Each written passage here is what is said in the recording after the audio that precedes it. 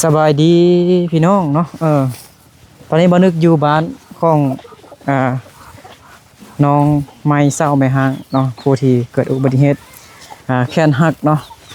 อยู่บ้านห้วยสะแงมเมืองสะยะแขวงสะยะ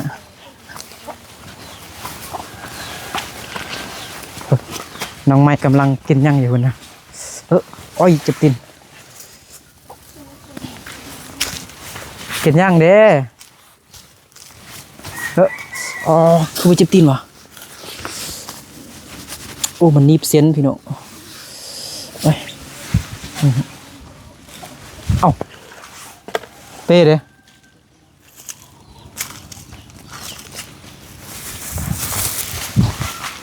โอ้ยเจ็บตีน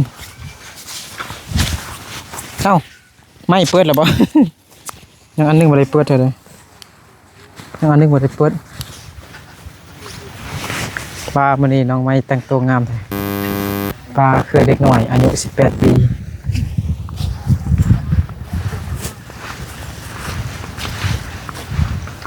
สบายดีน้องไม้คนงามบ่มีผู้บ่าวมาล้มเถอะนะบ่มีเถอะเห็นผู้บ่าวถ่ายทักหาบ่สบายดีมือได้เป็นจังไดนะดีขึ้นแล้วบ่ก็ดีขึ้นได้ยินข่าวว่าน้องไม้ไปหาเงินบ่ โอ้ยเจ็บแค้นอยู่แค้นหักอยู่พี่น้องก็ยังสู้ชีวิตแห้งยังไปรับจ้างไปส่วนยังส่วนบักโมบ่มื้อเท่าใดมือแซนเก่ามื้อแสนเก่าก็ประมาณ300พี่น้องเนาะลูกเลยไปใส่เนาะไปลิ้นเหรอขนม FC ฝากมาให้เข้าใจ FC เด้อใจ FC เด้อไอ้สมศักดิ์ฝากเงินให้น้องมา500 บาทเบิ่งว่ะพ่อยังอยู่หั่นวะพ่อยังอยู่พ่อเด็ดดีขึ้นแล้วบ่ได้ยินเสียงพ่อปากแล้วบัดนี้วันนี้พ่อก็ดีขึ้น1 2 3 5 6น้องไหมหับเอาขอบใจอวยพรผู้ใหญ่ขอบใจไอพรไอส้มซักขอบใจไอส้มซักอวยพรให้ไอส้มซักหน่อยนึงได้ขอให้เรามีสุขเฮงโดยขอให้เราเอาให้น้องหน่อยขอให้เราหาได้ไล่กวนโดยผมมียังแล้วใช่บอกว่าได้อวยพรบ่ค่อยได้เนาะอวยพรให้ไอส้มซักเพิ่นจงอยู่ดีมีแรงสุขภาพแข็งแรงความเจ็บอย่าได้ความไข้อย่าให้มีร่ำรวยเด้อสาธุเข้าใจได้โดยยกมือเป็นอยู่บ่เป็นหน่อยๆล่ะเป็นหน่อยๆจังซี่เนาะยกขึ้นบ่ช่วงบ่ได้บ่ช่วงได้แต่มันซื่อๆจังซี่เนาะเด้อมันจะเป็นแขนเบื้องซ้ายนี่เนาะเด้อใส่เล็กอยู่พี่น้องเนาะยังเฮ็ดซื่อๆเป็นซ้ายถ้าไม่เหมือนขั้วแล้วเฮาไปทำงานบ่ได้จงเป็นซ้ายแล้วไปเฮ็ดอีหยังอันชวนบักโมน่ะเขาปลูกเลยจังได๋เข้าไปเด็ดยอดมันเด็ดยอดมันเด็ดมาเดจงตูงานซื้อจงตูงามเฮาเด็ดตูขี้ไหลออกอยู่ไกลบ่ไกลเนี่ยอยู่บ่อนไหนอยู่บ้านเข้าไข่ยันนะบริษัทเข้าไข่ยันขายยาขายยางเหรอเลยรถถังไปนาลือไม่เนี่ยบ่แม่นไกลน้องกบไปหน่อยนึงไกลน้องกบไปขี่รถจักรไปวะไปรถใหญ่รถอยู่เข้ามาฮับแม่นบ่อยู่บ้านเนี่ยเข้าไปจริงจังเข้าตั้งไปแล้วก็แสนเก่าตั้งแสนเก่าแต่ว่าเฮาหาของกินเอาเข้าเฮาไปแม่นบ่กินก็เป็นหาวเข้าไปจ้างลายบ่ลายนี่นี้เขาก็ไปเมื่อไปทุกมือนี่ไปทุกมือใช่แม่นล่ะแล้วเข้าพ่อแม่น้องไม้ได้ไปบ่ไปสบายเนาะลูกคนนูต้นนั้นนะเข้ามาบ่ให้ค่อยโทรหาจะเอาเงินให้แล้วไปวัตถุยันเข้าลำเกียกค่อยละเข้ามาเข้าไปยับป้าให้ไปข คันอินแล้วก็มายำไปยำมาเขาก็ป้านอย่างนี้เขาคิดว่าแม่นค่อย อยากให้เขาเฮ็ดเวียกเลยนะท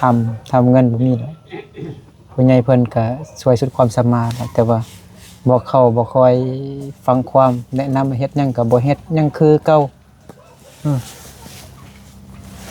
ไปฝนตกบ่เนาะบ่ได้ขุดห้องน้ำเถอะเนาะ บ่เลยคุม ยังบ่แล้วเวียกกันบ่ แม่นหรอก ยังยังอันเฮ็ดหยังติดปั้นเข้าจังได๋ เขาก็ปั้นหมดแล้วแต่ว่ายังตำมาโดย ตัดมึงเลยไอ้ก็เฮ็ด เมื่อคืนนี่ก็ฝนตกหนักเลยเนาะอยู่ฝุ่นก็ตกเลยตก อยู่นี่ อยู่เมืองเพียงก็ตกแห้งพี่น้องอยู่บ้านของน้องไม้บ้านห้วยสะแงมก็ตกแห้งๆแม่นบ่ แม่นหรอก เบิ่งไหมทางก็ยังเปียกยังมืนยังลื่นอยู่พี่น้องเนาะน้องใหม่สู้ชีวิตแฮงพี่น้องเนาะขนาดเจ็บแค้นก็ยังไป ถ้าเฮาบ่ไปบ่มีเงินใช้ ก็ยัน ไปมีเงินใช้เนาะ ยันลูกก็ยันเข้าขึ้นมาไข่น่ะเราก็ให้เรายังเป็นเด่นเลยไปเห็นเขาไข่อยู่ตลาดเรามันนั่งให้อยู่พุ่นถ้าเอาบ่ซื้อให้เราก็บ่มี ถ้าบ่มีเงินแล้วจังไดลูกสิให้อยากได้เครื่องในบุญกินเจียงเนาะเขาขายเครื่องหลายเด้อเนาะ เขาก็ไข่เครื่อง เขาขายอยู่นี่บ่ตลาดนี่บ่ เขาเฮ็ดอยู่ไสน่ะ บัน บุญกินเจียงนะ บ่ฮู้จ้ะปีนี้นะ ปีกายเขาเฮ็ดอยู่ไสนะ ปีไก่เขาก็เฮ็ดอยู่น้ำพรนั่นนะ ฮะ เขาก็เฮ็ดอยู่เมืองเพียงนี่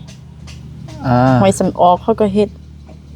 บ่บ้านเฮานี่นะ บ้านเฮาวันนี้เขาบ่เฮ็ดเขาแต่มีแต่เฮ็ดของเม็ดลอก็ไปฮอนข้าว แล้วก็ไปลิ้นอยู่พุ่น โดย ไปยังก็ไปฮ้อนเข้า ก็ไปลิ้นไปเข้า ไปลิ้นน้ำเข้า เขาก็เอาบัตรซึนมาให้ในบ้านเราในบ้านก็พาไป ขี่รถใหญ่ไปเนาะขี่รถจักรไปก็ได้บ่ คิดจะไปก็ได้ ส่วนหลายนี่สินพอบงนี่คันฮอดมือบุญกินเจียงนี่เขาจะได้กันในบุญนี่เนาะบ่ก็จะได้ผัวได้เมียนะจะได้กันตัดบุญเนาะมันจังไดมันม่วนเนาะม่วนซื่อเห็นผู้สาวเห็นผู้บ่าวหล่อๆเห็นผู้สาวงามๆเนาะก็มักกันฮักกัน เพราะว่าในบุญ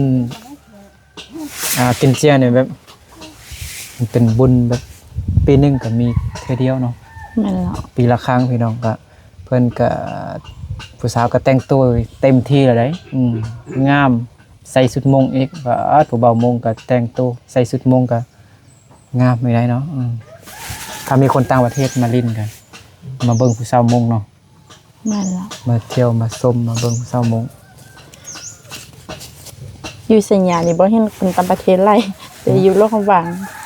อยู่นครล้นเขาก็มีคน ยี่ต้องหอบางหลายเพราะมันเป็นเมืองมรดกโลกส่วนหลายจะแนวมันจะมีแบบบ่อนท่องเที่ยวแบบมนุษย์สร้างขึ้นได้แล้วก็ธรรมชาติได้ด้านธรรมชาติได้ผู้นั้นเป็นผู้ใดนะเล็กน้อยนะยิ่งเห็นบอกอย่างมัน บ่ เมื่อนะเมื่อนะเบิ่งเงินในเบาเด้อนี่ บ่ฮู้ค่ะ มันจอจางบ่มาสิถามจอจางเลยไปดูกันเลยจอจางน้องจอจางน้องกินข้าวสวยแล้วนะตอนนี้ก็12 โมงแล้วพี่น้อง ยังบ่ได้กินเด้อ บ่ได้กินเถอะบ่ได้กินข้าวสวยนะ ให้กินข้าวเช้ามื้อประมาณ9 โมง แล้วอันนี้ได้เฮ็ดหยังนี่ อันนี้มันน้ำต้ม กินน้ำต้ม มันเจ็บคอแล้วก็ต้มน้ำ โอ้มันเจ็บคอ ก็เจ็บคอหน่อยนึง มันเจ็บคอแล้วกินน้ำต้ม เจ็บคอแล้ว มั กิ น น เจ็บคอ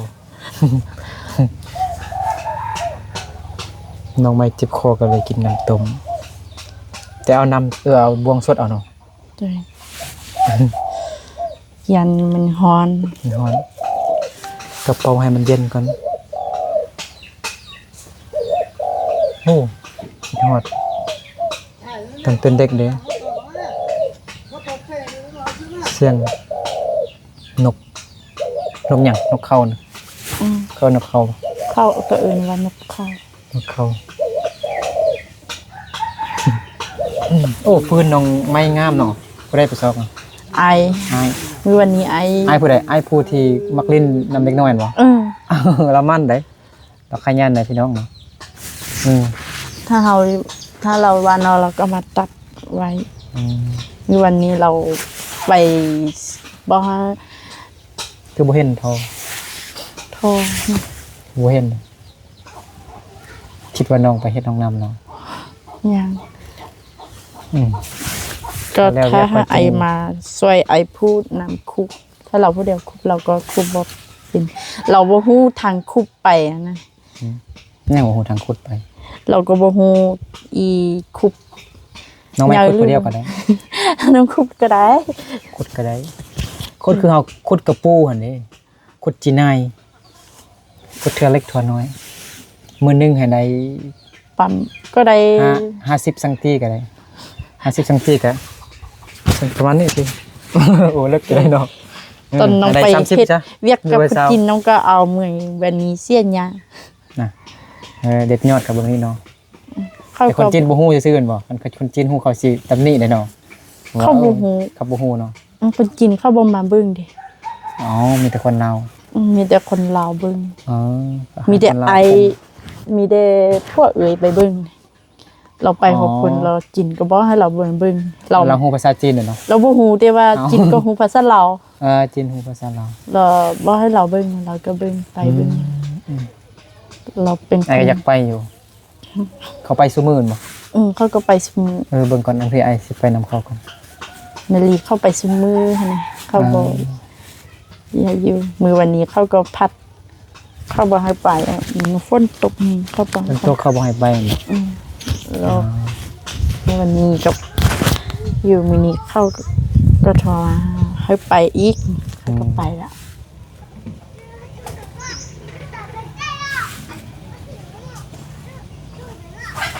แม่น้องเด้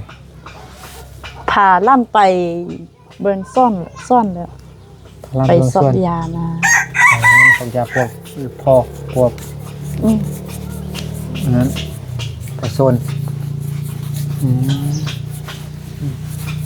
โอ้มื้อนี้บ่มีแดดพี่น้องเมื่อวานนี้ก็บ่มีแดดฟ้าบดอึมครึมอยู่พี่น้องเนาะ นี่ก็บ่มี มื้อนี้ก็บ่มีแดดติมื้อนี้ก็ได้เนาะมื้อนี้ฟ้าก็มองๆเศร้าๆเลยบ่มีแดดเลย ฉะนั้นเราทาง AC บ่ให้เงินมาให้น้องใหม่แล้วเข้าเงินเข้าบ่ได้แล้วดิเงินน้องใหม่เข้าบ่ได้แล้วดิสิ่งเฮ็ดเดียวได้ ช่างอาซี่เดี๋ยวเขาตอกใส่บ่ให้เขาบัง เขาก็ตอบใส่แล้ว เขาตั้งเอาบ่ ตังค์นี่ น้องไปเบิ่งบ่ น้องก็มื้อวันนี้น้องก็อยู่พุ่น ก็ซ้ำนั่นก่อนแหละ อยู่เห็นตอนน่ะไอ้บ่ให้น้องไปบ่เข้าอันนั้นตอนน้องก็ไป เขาเอาสังกะสีตั้งบ่ ตัง ตั้งหมดแล้วอันบ่ก็ซ้ำนั่นแหละค่อยว่า เพราะ เอา ว่า เป็นหยังบ่ไปเจ้ากับพ่อเจ้าบ่ไปตับไม้มาตังนั่นล่ะวะบ่เอาสักกะซี่มาย่องสิไว้เช็ดชั่วข้าวกันก็ได้ ไว้ว่า เพราะว่างบก็หมดแล้วนี่งบที่ FC เพิ่นผู้ใหญ่เพิ่นเพิ่นก็ผู้ใหญ่เพิ่นก็ช่วยสุดความสามารถแล้วก็ซ้ำนั่นเนาะแต่เจ้าแบบบ่ค่อยฟังความปานใดน้องไม้ก็จักไปหาเงินจักไปอีลิ้นในจังใดก็บ่ฮู้พี่น้องเนาะน้องไม้ก็อยู่ในเมืองนั่นแหละเนาะจังซี่เนี่ยตัวเมืองนั่นแหละพี่น้องเนาะก็บ่ได้ไปไกลเนาะไปหาเงินกะเกียมลิ้นบุญกินเจียงว่าซั่นได้น้องไม้จะพอแท้จักที่ตัวลิ้น ไปอยู่ในเมืองยังก็ซื้ออันยังก็ซื้อบ่ได้เงิน บ่ได้เงินดอกเนาะบางทีก็ไปเที่ยวก็เบิดเนาะ ถ้ามาอยู่นี่ไปเฮ็ดส่วนมาหมู่คนกินก็ได้เงิน เป็น กว่า เมนู เขาไปเขาก็ซื้อได้ผัด10,000กินหมดเขาก็มาได้แซมเป็ดเขาก็จงไว้ให้เขาถ้าเราบ่คิดซะนั้นเราคิดไปอย่าไปยุ่ง แม่นแบบเป็นคนมักแต่งตัวเลยนะแต่งตัวแบบเซ็กซี่เหมาะกับการไปเที่ยวในเมืองเนาะ ถ้าเฮาอยู่บ้านเราต้องแต่งหลายคนเฒ่าเขาบ่มักผู้สาวมาแต่ง บ่คันอยู่บ้านก็แต่งก็นั่นก็คันบ่คันแต่งก็บ่มันก็บ่ผิดเนาะก็แต่งไงบ่ให้มันมองมันเศร้า ก็ให้มันงามอยู่หั่นแหละผู้หญิงผู้ชายแต่งแต่งงามๆสะอาดไว้แต่บ่ต้องไปเลาะไปเล่งนะมันบ่ดีไปเลาะไปเล่งกันได้เงินมาให้พ่อแม่ซื้อข้าวซื้อน้ำกินกับใครได้นี่ไปแล้วพ่อแม่โทรหาก็บ่รับเงินก็บ่ส่งให้พ่อแม่มื้อวันนี้แม่เราก็โทรหาเราติอ่ะก็โทรได้บ่โทรได้ติมื้อวันนี้ก็ได้ยินเสียงแม่เราด่าเราบัดแฮง ยิ่งได้ยิ่งบ่มากเลยนะไปว่าบ่ต้องด่าว่าดีๆไปอวจอดีอ๋อ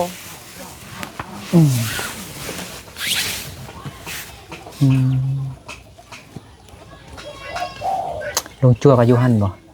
เราตีเล็กบ่เราก็ตีตีพระบ่ตีพระตีมิตรไข่เด้อเราก็ในช้างพี่น้องในช้างปลูกเงินในดอกไม้นะเรากำลังเราก็ตื่นประมาณอยู่ตีเล็กเข้าไปให้เวียกคนกิน3 โมงเราก็ตื่น3 โมงมาตีแล้วก็ตื่น3 โมงโอ้มันแหละก็บ่ได้นอนดึกเลยน้อง7-8 โมงตอนค่ำก็นอนแล้วเนาะก็ตื่นเช้านอนไวตื่นเช้าเราก็นอนไวเราก็ตื่นเช้าเงินเช่นกุ้งค่ะเพื่อนนะ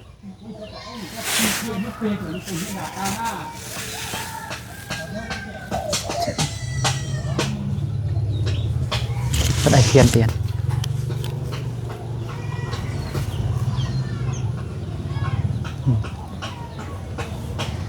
วันนี้ก็สิขึ้นไปบ้านผมก่อนดนไปไปบ้านเราไปบ้านบ่นึกห้วยเพาะพี่น้องเนาะแต่ละเทื่อแต่ละครั้งก็มาฮอดแต่นี่แล้วก็กลับไปเมืองเพียงบ่ได้ขึ้นไปแล้วไอ้บ่ได้ขึ้นไปบ่มาฮอดนี่แหละก็กลับคิดว่าไปแล้วมันมีเวียกหลายบ่น่ะก็เลยบ่อยู่บ้านเพิ่นบ่มีตอนนั้นพ่อไอ้ก็มาส่งไหมเราก็ว่าไอ้ชอบไปไทยมัดไปไทยมัดคนทรงเผ่ามงค่อยก็ว่าก็แม่นเบิ่งก็บ่ฮู้แล้วพ่อเจ้าก็ว่าเจ้ามัดเบิ่งมัดพอค่อยเห็นหยังเราว่าเจ้ามัดคนทรงเผ่ามงเจ้าอย่าไปถ่ายคลิปทายผู้สาวมงเราว่าบ่แม่นมัดผู้สาวมงเจ้าก็มัดคนมงอันนั้นนะคือว่าเจ้ามัดคนมงหรือว่าอย่าไปเบิ่งสมภามงตลอดเราจะได้ไปยันเราเพราะว่าคิดว่าเราก็มายันเราบ่ว่างเรามีเวียนไล่บอนก็ส่วนมากก็ไปแต่หมู่บ้านสมภามงมาแล้วเด้ไม่ชวนเด้ไม่เท่าเด้ก็เหนียแม่เด้แม่ใหญ่เด้แม่ใหญ่ยอกกระตือก็เหนียแม่อันนี้แม่น้อยอันนี้เนาะแม่ล่ะไอ้ก็เหนียเนี่ยแม่เนี่ยล่อๆยอกกระตือก็เหนียตือบ่ฮู้เอาเราไปลิ้นนำเวฟเหรอโอเคไอ้ขึ้นไปบ้านก่อนเด้อเดี๋ยวเราขึ้นไปบ้านเกิดเมืองนนท์คลองบอลก่อนพี่น้องเนาะบางทีก็ไปแวะลิ้นน้องคือน้องนุบดนึงก่อนพี่น้องเนาะขอบใจขอบคุณไอ้สมศักดิ์หลายเด้อที่ใจดีเป็นห่วงเป็นใยที่ฝากเงินให้น้องไม่ใบเซอร์ซื้อกินซื้อยาให้พอเนาะพอน้องแม่ก็ยังสบายพี่น้องเนาะป่วยเนาะโอเคพี่น้องเราอยู่ดีไม่แห้งบนสุขุสุขคนไปเอาเดินทางต่อพี่น้องเนาะไป